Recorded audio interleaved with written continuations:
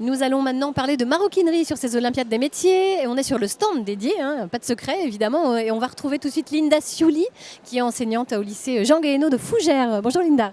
Bonjour. On a toujours plaisir à vous retrouver, hein, comme à chaque édition des Olympiades.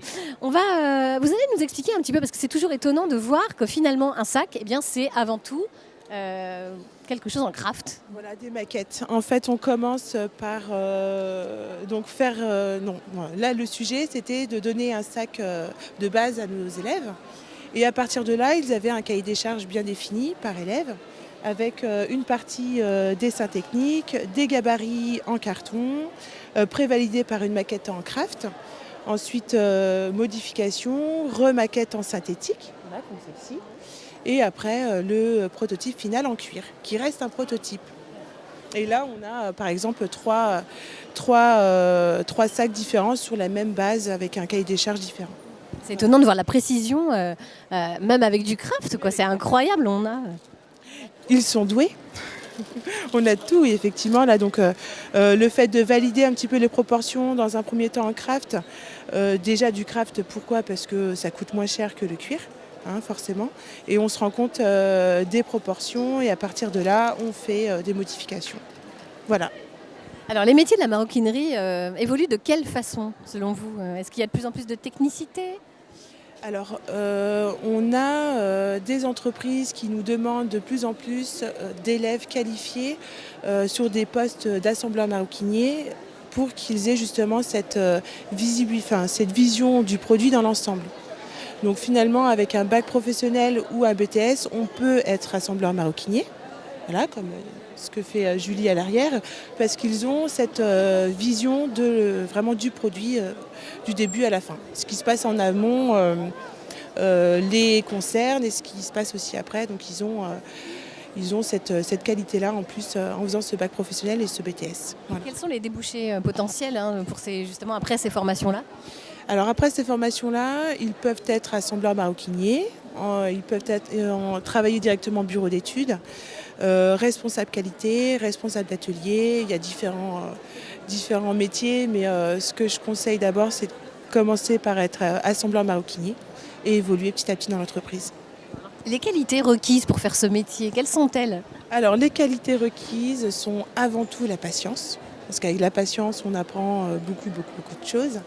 La dextérité, le soin et la minutie.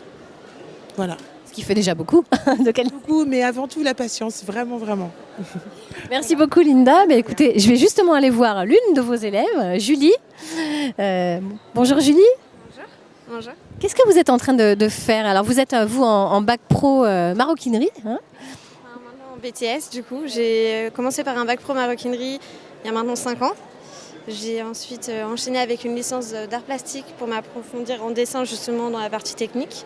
Puis j'ai enchaîné avec un CAP cordonnerie multiservice en 1 an que j'ai obtenu l'année dernière. Et je suis revenue du coup dans les bases en maroquinerie et dans la chaussure pour approfondir. On revient à ses premières amours donc. C'est la passion qui parle. Alors là vous faites quoi ? Vous réalisez quoi ? Expliquez-nous. Alors je réalise un sac à dos qu'on a pu faire avec Madame Futielata. On a commencé par des dessins, comme on peut le voir ici. On a continué avec des gabarits.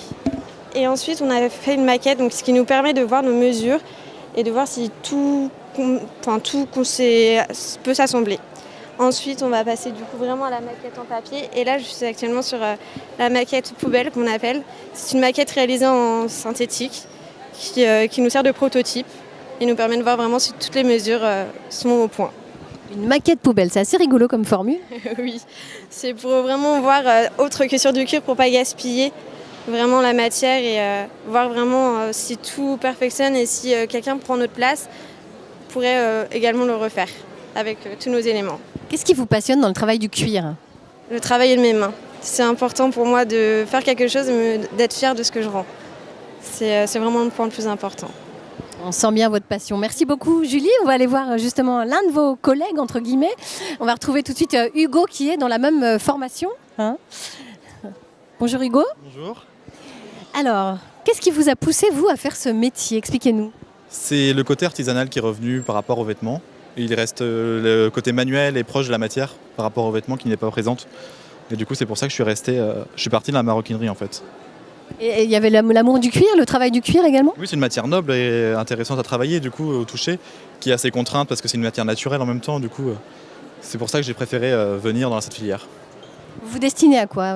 Vous aimeriez travailler dans quoi? Si je peux, j'aimerais partir dans l'ameublement pour réaliser des meubles design. Et sinon, j'aimerais aussi partir dans la confection de sellerie automobile. D'accord, bah écoutez, sûrement plein de débouchés. Diverses. Qu'est-ce qui, selon vous, résumerait bien ce métier, les qualités pour vous nécessaires? La précision, la patience et le goût du travail manuel et bien fait, on va dire. Parce que c'est une matière noble quand même qui reste à lui garder ses lettres de noblesse quoi, en travail. Merci beaucoup, Hugo, pour votre témoignage.